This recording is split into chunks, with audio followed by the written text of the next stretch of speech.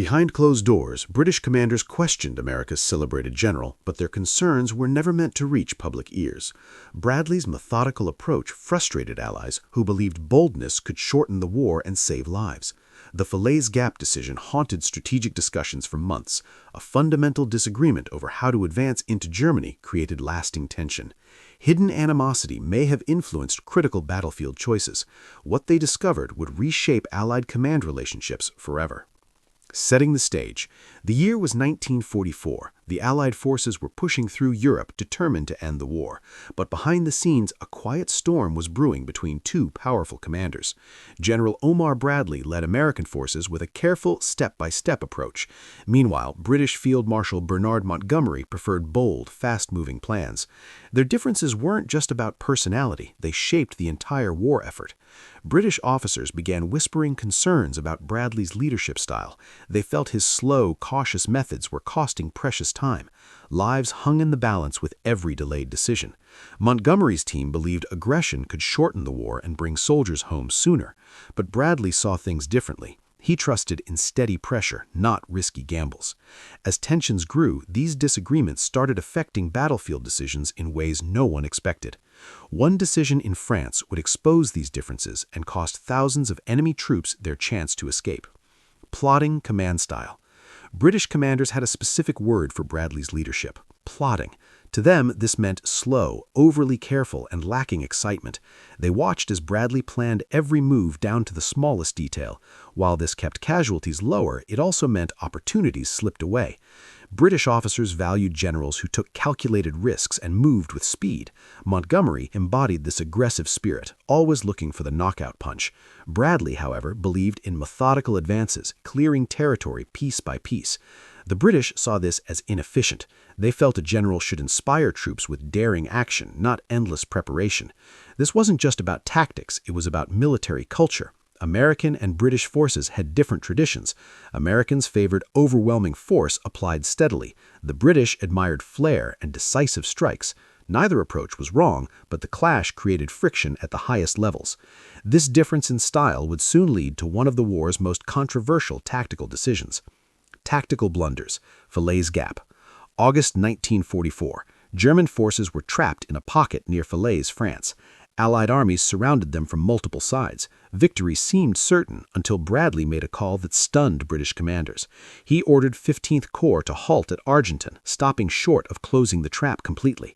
This created what became known as the Falaise Gap. Through this opening, thousands of German troops escaped with their equipment. British officers were furious. They blamed Bradley's overcautious nature for letting the enemy escape. Bradley saw it differently. He pointed fingers at Montgomery, saying the British advance from the north moved too slowly. Montgomery's team fired back, insisting Bradley simply lacked the courage to finish the job. Historians still debate who was right, but one thing is clear: the Falaise Gap haunted strategic discussions for months afterwards. Allied leaders argued behind closed doors about what went wrong. But the Falaise Gap was just the beginning of deeper strategic disagreements that would shape the entire campaign. Broad front versus single thrust. As Allied forces approached Germany, a major question arose: how should they advance? Bradley and General Eisenhower favored the broad front strategy. This meant pushing forward on all fronts simultaneously, applying pressure everywhere. The goal was to stretch German defenses thin. Montgomery had a completely different vision. He wanted a single thrust, concentrating all resources into one powerful attack. He believed this narrow front approach could punch straight into Germany's heart and end the war quickly. This plan eventually became Operation Martin Garden. British officers strongly supported Montgomery's idea. They felt Bradley's broad front was inefficient and prolonged the fighting unnecessarily. Every extra week meant more lives lost. Montgomery argued his plan could save thousands by ending things faster. Bradley worried a single thrust was too risky. If it failed, the consequences would be devastating. This fundamental disagreement created lasting tension between American and British leadership. Behind these strategic debates, something more personal may have been influencing Bradley's decisions. Perceived animosity. Some historical sources suggest Bradley harbored hidden feelings against the British. This wasn't open hostility, it was subtle, quiet, but potentially influential. Bradley's communications sometimes carried an edge when discussing British plans. His decisions occasionally seemed designed to prove American methods superior. British officers noticed this undercurrent and felt it affected cooperation. Was Bradley making purely military decisions, or were personal feelings involved? It's difficult to prove motivation, but the pattern troubled Montgomery's staff. They believed Bradley sometimes chose options that undermined British proposals, even when those ideas had merit. This perceived animosity made collaboration harder.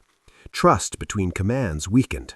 Officers on both sides began second-guessing each other's intentions. Whether Bradley's feelings were real or imagined, the perception itself caused damage. Allied unity, so crucial for victory, developed cracks that would widen in the months ahead. These tensions exploded into public view after one of the war's most critical battles. Public relations conflicts. The Battle of the Ardennes, also known as the Battle of the Bulge, created a media firestorm. After the fighting ended, British and American newspapers engaged in what can only be described as a public argument. Each side claimed their forces deserved the most credit for victory. Montgomery's handling of the situation particularly angered American officers. His press conference statements seemed to minimize American contributions. Bradley and many other Americans never forgave him for this perceived slight against U.S. troops. The British press fired back, defending Montgomery and criticizing American leadership. This slanging match between newspapers made private tensions public. Soldiers on both sides read these articles.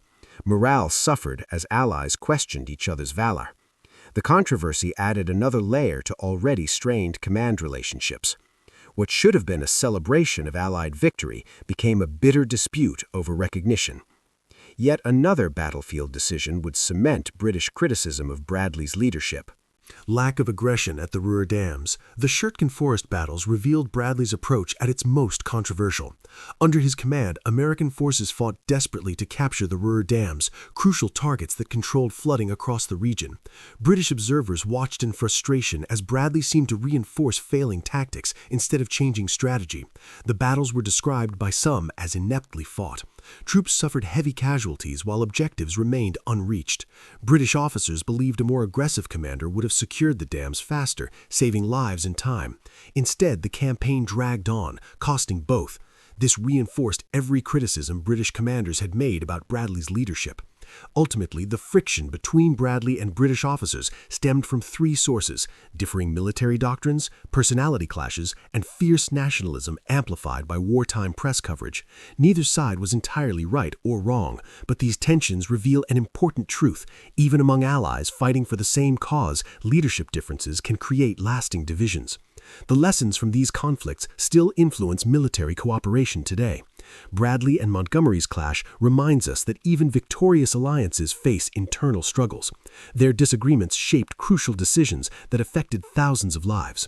While both generals helped win the war, their conflicting approaches revealed how cultural differences and personal tensions can complicate even the most important missions. Understanding these historical frictions helps us appreciate the complexity of wartime leadership.